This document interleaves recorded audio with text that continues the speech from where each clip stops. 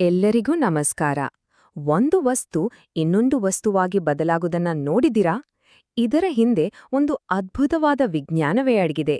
ಇವತ್ತು ನಾವು ರಾಸಾಯನಿಕ ಕ್ರಿಯೆಗಳ ಆಳಕ್ಕಿಳಿದು ವಸ್ತುಗಳು ಹೇಗೆಲ್ಲ ರೂಪಾಂತರಗೊಳ್ಳುತ್ತವೆ ಅನ್ನೋದರ ಹಿಂದಿನ 3 ಮುಖ್ಯ ವಿಧಾನಗಳ ಬಗ್ಗೆ ತಿಳ್ಕೊಳ್ಳೋಣ. ಹಾಗಾದ್ರೆ ಶುರು ಮಾಡೋಣ ಅಲ್ವಾ? ಸರಿ, ಈ ದಿನ ನಾವು ಏನೆಲ್ಲ ಕಲಿತೀವಿ ಅಂತ ನೋಡೋದಾದ್ರೆ, ಮೊದಲು ಸ್ಥಾನಪಲ್ಲಟ ಕ್ರಿಯೆ ಅಂದ್ರೆ ಬಲಶಾಲಿಯ ಆಟ ಹೇಗಿರುತ್ತೆ ಅಂತ ನೋಡೋಣ.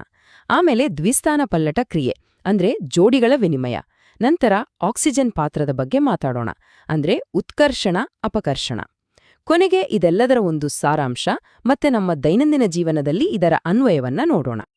ಮೊದಲನೇದಾಗಿ ಸ್ಥಾನಪಲ್ಲಟ ಕ್ರಿಯಾ. ಇದನ್ನ ಬಲಶಾಲಿಯ ಆಟ ಅಂತಾನೂ ಕರೆಯಬಹುದು. ಯಾಕಂದ್ರೆ ಇಲ್ಲಿ ಒಂದು ಹೆಚ್ಚು ರಿಯಾಕ್ಟಿವ್ ಆಗಿರೋ ಧಾತು ಅದಕ್ಕಿಂತ ಕಡಿಮೆ ರಿಯಾಕ್ಟಿವ್ ಆಗಿರೋ ಧಾತುವನ್ನ ಅದರ ಜಾಗದಿಂದ ಪಕ್ಕಕ್ಕೆ ತಳ್ಳಿ ತಾನೂ ಕುತ್ಕೊಳ್ಳುತ್ತೆ. ಹಾಗಾದ್ರೆ ಇಲ್ಲೊಂದು ಇಂಟ್ರೆಸ್ಟಿಂಗ್ ಪ್ರಶ್ನೆ ಇದೆ ನೋಡಿ. ನೀಲಿ ಬಣ್ಣದ ಕಾಪರ್ ಸಲ್ಫೇಟ್ ದ್ರಾವಣದಲ್ಲಿ ಒಂದು ಕಬ್ಬಣದ ಮೊಳೆ ಹಾಕಿದ್ರೆ ಅದು ಕಂದು ಬಣ್ಣಕ್ಕೆ ಯಾಕೆ ತಿರುಗುತ್ತೆ? ಏನಿದು ಮ್ಯಾಜಿಕ್? ಬನ್ನಿ, ಈ ಬಣ್ಣ ಬದಲಾವಣೆಯ ಹಿಂದಿನ ರಹಸ್ಯವನ್ನ ಒಂದು ಸಿಂಪಲ್ ಪ್ರಯೋಗದ ಮೂಲಕ ಬಿಡಿಸೋಣ. ನೋಡಿ, ಈ ಪ್ರಯೋಗ ಮಾಡೋದು ತುಂಬಾ ಸುಲಭ. ಮೊದಲು 2 ಟೆಸ್ಟ್ ಟ್ಯೂಬ್ಗಳಲ್ಲಿ ನೀಲಿ ಬಣ್ಣದ ಕಾಪರ್ ಸಲ್ಫೇಟ್ ದ್ರಾವಣ ತಗೋಬೇಕು, ಸರಿನಾ? ಆಮೇಲೆ ಅದರಲ್ಲಿ ಒಂದಕ್ಕೆ ಮಾತ್ರ 2 ಕಬ್ಬಿಣದ ಮೊಳೆಗಳನ್ನ ಹಾಕಿ ಒಂದು 20 ನಿಮಿಷ ಹಾಗೆಯೇ ಬಿಡಬೇಕು. 20 ನಿಮಿಷ ಆದ್ಮೇಲೆ ಏನಾಗ್ಬೋದು ಅಂತ ಅನಿಸುತ್ತೆ? ಕುತೂಹಲ ಇದೆ ಅಲ್ವಾ?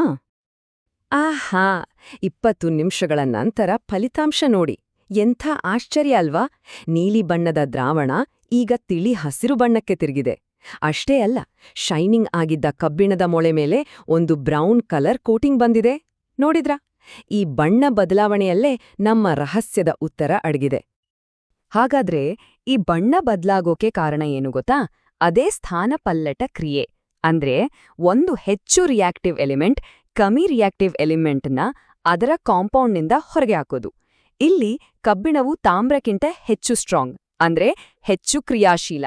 ಅದಕ್ಕೆ ಅದು ಕಾಪರ್ ಸಲ್ಫೇಟ್ ದ್ರಾವಣದಿಂದ ಕಾಪರ್ನ ಕಿತ್ತಾಕಿ ಅದರ ಜಾಗ ತಾಂತುಕೊಂಡಿದೆ.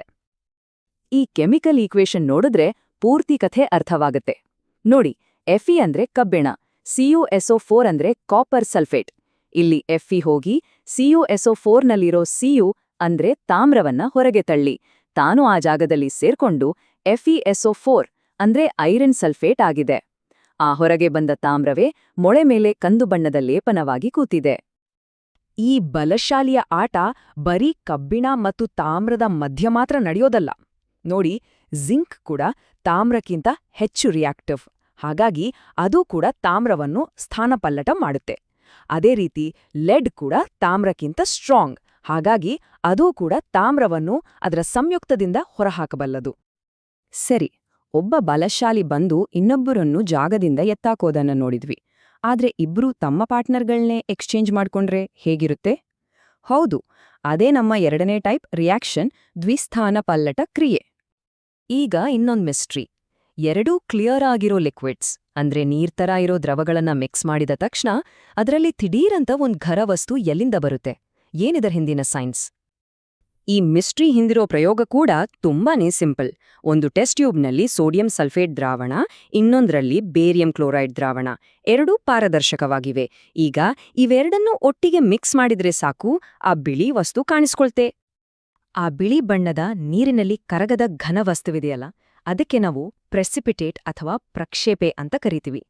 ನಮ್ಮ ಈ ಪ್ರಯೋಗದಲ್ಲಿ ಆ ಬಿಳಿ ಪ್ರೆಸಿಪಿಟೇಟ್ ಬೇರೇನೂ ಅಲ್ಲ, ಅದು ಬೇರಿಯಂ ಸಲ್ಫೇಟ್. ಇದರ ಹಿಂದಿನ ಮೆಕ್ಯಾನಿಸಮ್ ಏನಪ್ಪಾ ಅಂದ್ರೆ ಅದೇ ದ್ವಿಸ್ಥಾನ ಪಲ್ಲಟ ಕ್ರಿಯೆ. ಇಲ್ಲೇನಾಗುತ್ತೆ ಅಂದ್ರೆ ರಿಯಾಕ್ಷನ್ಗೆ ಮೊದಲು ಇದ್ದ ಕಾಂಪೌಂಡ್ಗಳು ತಮ್ಮ ಅಯಾನ್ಗಳನ್ನ ಅಂದ್ರೆ ಪಾರ್ಟ್ನರ್ಗಳನ್ನ ಪರಸ್ಪರ ವಿನಿಮಯ ಮಾಡ್ಕೊಂಡು ಪೂರ್ತಿ ಹೊಸ ಕಾಂಪೌಂಡ್ಗಳನ್ನೇ ಉರುವಾಗಿಬಿಡ್ತವೆ. ಈ ಇಕ್ವೇಷನ್ ನೋಡಿದ್ರೆ ಕ್ಲಿಯರ್ ಆಗತ್ತೆ. ನೋಡಿ, ಸೋಡಿಯಂ ಸಲ್ಫೇಟ್ ಮತ್ತು ಬೇರಿಯಂ ಕ್ಲೋರೈಡ್ ರಿಯಾಕ್ಟ್ ಆದಾಗ ಸೋಡಿಯಂ ಹೋಗಿ ಕ್ಲೋರೈಡ್ ಜೊತೆ ಸೇರುತ್ತೆ, ಬೇರಿಯಂ ಬಂದು ಸಲ್ಫೇಟ್ ಜೊತೆ ಸೇರುತ್ತೆ. ಹೀಗೆ ಪಾರ್ಟ್ನರ್ಸ್ ಎಕ್ಸ್ಚೇಂಜ್ ಆದಾಗ ನಮ್ಗೆ ಬೇರಿಯಂ ಸಲ್ಫೇಟ್ ಅನ್ನೋ ಪ್ರೆಸಿಪಿಟೇಟ್ ಮತ್ತು ಸೋಡಿಯಂ ಕ್ಲೋರೈಡ್ ಅಂದ್ರೆ ನಮ್ಮ ಉಪ್ಪಿನ ದ್ರಾವಣ ಸಿಗತ್ತೆ. ಇನ್ನು ನಮ್ಮ 3ನೇ ಹಾಗೂ ಕೊನೆಯ ಟಾಪಿಕ್ ಕಡೆ ಬರೋಣ, ಉತ್ಕರ್ಷಣ ಮತ್ತು ಅಪಕರ್ಷಣ. ಈ ರಿಯಾಕ್ಷನ್ಗಳಲ್ಲಿ ಆಕ್ಸಿಜನ್ ಇದೆಯಲ್ಲ, ಅದರ ಪಾತ್ರ ತುಂಬಾನೇ ಮುಖ್ಯ. ಅದರ ಬಗ್ಗೆನೇ ಈಗ ನೋಡೋಣ. ಇಲ್ಲಿದೆ ನಮ್ಮ ಫೈನಲ್ ಮಿಸ್ಟರಿ. ಶೈನಿಂಗ್ ಆಗಿರೋ ತಾಮ್ರದ ಪುಡಿಯನ್ನ ಬಿಸಿ ಮಾಡಿದ್ರೆ ಅದು ಯಾಕೆ ಕಪ್ಪಗೆ ಆಗ್ಬಿಡುತ್ತೆ?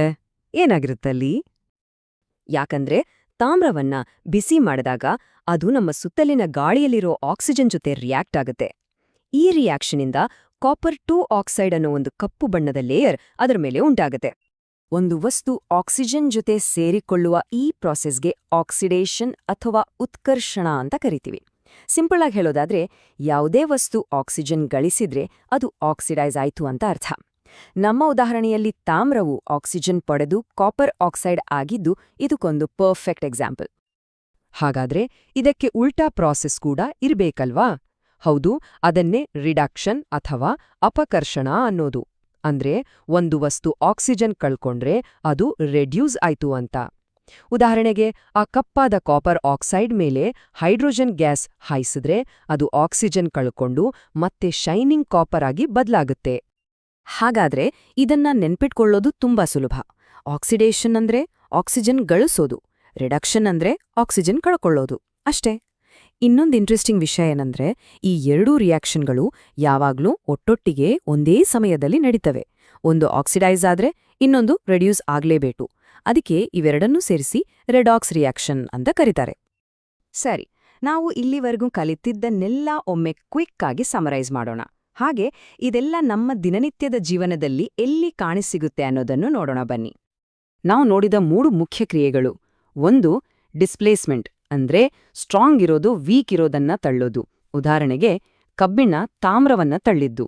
2 ಡಬಲ್ ಡಿಸ್ಪ್ಲೇಸ್ಮೆಂಟ್, ಅಂದ್ರೆ ಅಯಾನ್ಗಳ ಎಕ್ಸ್ಚೇಂಜ್. ಉದಾಹರಣೆಗೆ ಸೋಡಿಯಂ ಸಲ್ಫೇಟ್ ಮತ್ತೆ ಬೇರಿಯಂ ಕ್ಲೋರೈಡ್ ರಿಯಾಕ್ಷನ್. 3 ರೆಡಾಕ್ಸ್, ಅಂದ್ರೆ ಆಕ್ಸಿಜನ್ನ ಗಳಿಕೆ ಅಥವಾ ನಷ್ಟ. ಉದಾಹರಣೆಗೆ ಕಾಪರ್ ಆಕ್ಸೈಡ್ ಮತ್ತೆ ಹೈಡ್ರೋಜನ್ ರಿಯಾಕ್ಷನ್. ಈ ಆಕ್ಸಿಡೇಷನ್ ಅನ್ನೋದು ಬರೀ ಲ್ಯಾಬ್ನಲ್ಲಿ ನಡೆಯೋ ಪ್ರಾಸೆಸ್ ಅಲ್ಲ, ಅದು ನಮ್ಮ ಸುತ್ತಮುತ್ತ ಪ್ರತಿದಿನ ನಡೀತಾನೇ ಇರುತ್ತೆ. ಉದಾಹರಣೆಗೆ ಕಬ್ಬಿಣ ತುಕ್ಕು ಹಿಡಿಯೋದಿದೆಯಲ್ಲ, ಅದು ಆಕ್ಸಿಡೇಷನ್ನ ಒಂದು ರೂಪ. ಹಾಗೆಯೇ ಎಣ್ಣೆ ಪದಾರ್ಥಗಳು, ಚಿಪ್ಸ್ ಪ್ಯಾಕೆಟ್ ಓಪನ್ ಮಾಡಿ ಇಟ್ಟಾಗ ಒಂಥರ ಕೆಟ್ಟ ವಾಸನೆ ಬರುತ್ತಲ್ಲ, ಅದಕ್ಕೂ ಆಕ್ಸಿಡೇಷನ್ ಕಾರಣ. ಹಾಗಾದ್ರೆ ಕೊನೆಯದಾಗಿ ಒಂದು ಪ್ರಶ್ನೆ: ಈ ಕಬ್ಬಿಣ ತುಕ್ಕು ಹಿಡಿಯೋದಿದೆಯಲ್ಲ, ಇದು ಆಕ್ಸಿಡೇಷನ್ನ ಒಂದು ರೂಪ ಅಂತ ಗೊತ್ತಾಯ್ತು. ಇದರಿಂದ ಪ್ರತಿ ವರ್ಷ ಜಗತ್ತಿನಾದ್ಯಂತ ಸಾವಿರಾರು ಕೋಟಿ ರೂಪಾಯಿಗಳ ನಷ್ಟವಾಗುತ್ತೆ. ಹಾಗಾದ್ರೆ ಈ ತುಕ್ಕು ಹಿಡಿಯೋದನ್ನ ತಡೆಯೋಕೆ ಏನೆಲ್ಲ ದಾರಿಗಳಿವೆ? ನಾವು ಕಲಿತ ಈ ವಿಜ್ಞಾನವನ್ನ ಬಳಸಿ ಇದಕ್ಕೆ ಪರಿಹಾರ ಕಂಡಿಡಿಯೋಕ್ ಆಗತ್ತಾ? ಇದರ ಬಗ್ಗೆ ಒಮ್ಮೆ ಯೋಚನೆ ನೋಡಿ.